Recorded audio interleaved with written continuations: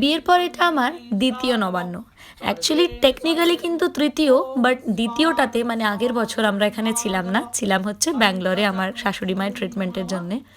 তো যাই হোক, আবার এই নবান্নের দিনটা চলে এলো আর দিনটা আমার বেশ ভালো লাগে। সকালটা শুরু হলো আমার আলপনা দিয়ে।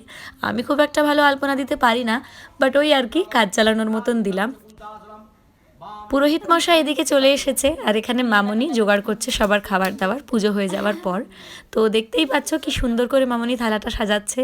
চিড়ে, কলা, ফল, মিষ্টি, চাচি সব কিছু মিলিয়ে সকালের ব্রেকফাস্টটা কিন্তু করা হয়। আর এই যে আমার বাবু চলে এসছে সকাল সকাল রেডি হয়ে, খাবার টাবার খেয়ে ও একটু বেরোবে।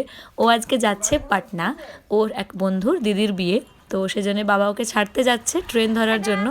ও বেরিয়ে যাওয়ার পর আমি লেগে গেলাম রান্না বান্নাতে। তো এখানে বানিয়েছি শাক ভাজা আর অনেক রকম 4-5 রকমের ভাজা এক্সট্রা ভাজা হয়েছে, যেগুলো মামনি আগের থেকে কেটে রেডি করে রেখেছিল।